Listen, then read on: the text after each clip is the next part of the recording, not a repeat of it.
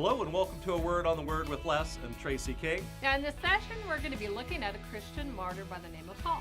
Now Paul was an apostle of Jesus Christ, and he was originally known as Saul of Tarsus. What we think is important here is for everyone to take note that Paul was not one of the original 12 apostles, and maybe some people think that he was, but he was not with Jesus during his life and ministry on earth. He wasn't. According to writings in the New Testament, Paul, who really was called Saul, was dedicated to the persecution of the early disciples of Jesus in the area of Jerusalem.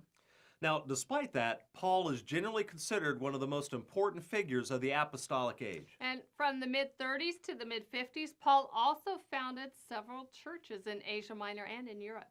Now, during his ministry, Paul took advantage of his dual citizenship with Rome and with Israel to be able to preach and minister to both Jews and Gentiles, which was kind of a unique scenario back then. And Paul is believed to have written 14 of the 27 books in the New Testament. And it's widely understood that his ministry had a significant impact on the Christian faith. He authored much of the theology about atonement, and that is about the sacrifice of one individual, an innocent individual, the shedding of that blood for the forgiveness of sins. Right, and Paul taught that Christians are redeemed from sin by Jesus' death and resurrection. It's by Christ's blood alone that peace can be made between God and man, and that was something that maybe was a little bit unique for the all the believers at that time and those that are in Judea. It was new, right? And Paul spent his entire ministry proving that salvation was by grace through faith alone. And through this faith, Christians share in Jesus' death and in his victory over death, gaining as a free gift a new justified status of sonship, right? Absolutely. See, even his own people, the Jews, had to be convinced that God does not award salvation by adhering to religious doctrine. Or by following man-made regulations or human traditions. That was a big shift that had to occur. Now, this brings us to our first biblical thought, and that is God's plan for man cannot be trumped by the doctrines of man. And we're reading this in Acts chapter 15, verse 1. It says, certain people came down from Judea to Antioch and were teaching the believers, unless you are circumcised according to the custom taught by Moses, you cannot be saved. In the first century, many Christian Jews, like many Christians today, we think, believe you must adhere to religious doctrine in order to be saved. That's right, or in this particular situation, to be saved through circumcision. Acts chapter 15 goes on to say that Paul and Barnabas came into sharp dispute with these guys, and they had come down from Antioch just specifically to make sure that everyone was following the right church doctrine so that they could be acceptable by God, right? That's right, and Paul was so certain of his calling and his mission that he traveled to Jerusalem sometime around 48 to 50 AD in the first century to discuss the ministry God has given him. Right? Which was for all people by faith alone in Jesus Christ. And I think that that's what's important here is that we see the early church and Christian Jews basically still having trouble getting away from religious doctrine and getting more into relationship and faith with the living God and with the sacrifice of Jesus. And in Acts chapter 15, Paul presents his testimony about God, how God gave his acceptance to the Gentiles by faith. Which was displayed with signs and wonders. No matter where Paul went to preach and teach about Jesus Christ, God would show up and give his approval by showing signs and wonders and miracles so that people would know that God was with him. And Paul really was the ideal person to oppose that traditional thinking of good works for forgiveness, wasn't he? Here's what it says in Philippians chapter 3, verse 5. And this is Paul talking about himself. Circumcised on the 8th day of the people of Israel, of the tribe of Benjamin, a Hebrew of Hebrews, in regard to the law, a Pharisee. Now, Paul's life and ministry was a perfect testimony for God's plan for grace for all people. But first, Paul had to leave behind the doctrines of man and fully embrace God's plan. Paul was a legalistic Jew, and God corrected his thinking about how human regulations and man-made doctrines mean nothing. Well, and how they don't help bring us closer to God. They absolutely do not. Now, here's what it says in Colossians chapter 2, verse 23. And this is Paul talking about this. Such restrictions indeed have an appearance of wisdom, with their self-prescribed worship, their false humility, and their harsh treatment of the body. Now, there's there's no human tradition or man-made doctrine that can go do what Jesus did at the cross, right? Absolutely. Jesus trumps everything that can be done by anything we Tenfold. have or your church or the doctrine, and I think that's important for us to keep that in mind. All right, we're going to move on to our next biblical thought, and that is a man's spirit sees best when his eyes are blinded. And we're actually reading in Acts chapter 9, verse 3, and it says, "As he neared Damascus on his journey, suddenly a light from heaven flashed around him." While Paul was traveling on the road to Jerusalem, from Jerusalem to Damascus, on a mission to arrest and bring Christians back to Jerusalem, the resurrected Jesus appeared to him in a great flash and gave him a quick smackdown to get his attention here. Yeah. Now, in his encounter with Jesus, he was struck blind. But as you know, after 3 days, his sight was restored to him by Ananias of Damascus. It was at this time that Paul began to preach that Jesus of Nazareth is the Jewish Messiah and the Son of God. And it was only during his blindness that Paul could truly spend time with God, who is unseen. I think this is the case for many of us, right, you guys?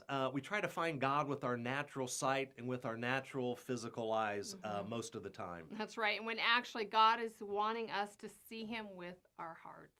Here's what Jeremiah says in chapter 29, verse 13. He says, you will seek me and find me when you seek me with all of your heart.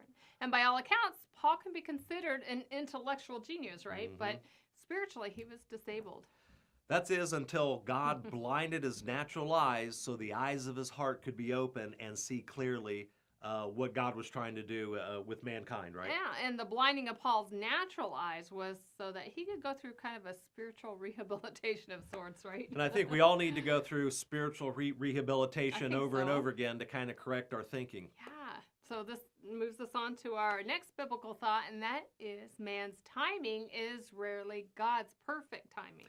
We're in 1 Corinthians chapter 15, verses 7 and 8, and this is what it says.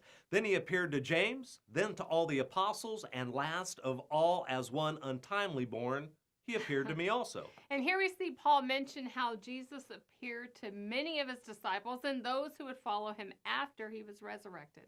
Paul's conversion can be dated to around 31 to 36 AD, and we know this because he kind of references it in a couple of his letters. And in Galatians chapter 1, in verse 16, Paul writes that God was pleased to reveal his Son to me. Paul is explaining that even though he was not one of the original apostles, God's plan for mankind included him also. And we can also say it includes all of us who were untimely saved like Paul. I think that includes all of us, right? So Paul even goes on to mention that he is undeserving to be an apostle. And here's what it says in verse 9. It says, "For I am the least of the apostles and not fit to be called an apostle because I persecuted the church of God." This is a great verse for us all to remember, and that is that we are all unworthy of God's salvation. And the starting point of a relationship with Jesus is not when we recognize our worthiness to be a child of God, but rather when we realize that we're not worthy. Here's what it goes on to say in 1 Timothy chapter 1, verse 15. He says, "Here is a trustworthy saying that deserves full acceptance. Christ Jesus came into the world to save sinners, of whom I am the worst." The Bible doesn't say exactly when Paul died, but I think it's important for us to take a look at a little bit of the scenario and what Paul was thinking of as he begins to come to the end of his life. And Christian tradition holds that Paul was beheaded in Rome during the reign of Nero around the mid-60s. Now, during the days up until his death, Paul took every opportunity to complete his mission that God had given him. And to encourage others to contend for the faith. Paul was very aware that God was bringing his life to an end, and he didn't give up, and he pressed on all the way through until, he lost his life. And we can see this with his letters and comments to Timothy, right? That's right. It says, "For I am already being poured out like a drink offering, for the time for my departure is near." Now, when people look at my life and possibly your life, would they say that we are being poured out like a drink offering for others? I think we can all look closely and see that sometimes we try to preserve ourselves instead of willingly pour ourselves out. And Paul knew he was being poured out, and so he started pouring out more. And I think that's the example Paul can show us as a martyr in the Christian faith, is that he didn't get to a certain point and then hang up his hat and say, "I'm done." and write out the last couple months of his life. He was writing letters, he was encouraging others, he was praying for them, and then he was letting them know, I know what's happening to me, and this is all about God's plan. That's right. All right, we want to thank you for joining in on this particular teaching. We want to invite you to come visit us at awordontheword.tv. And remember, go serve the King by serving others.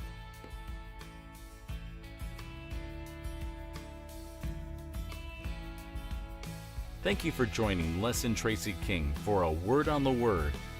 Visit awordontheword.tv to receive their latest audio or video broadcast. A Word on the Word is sponsored by First Century Ministry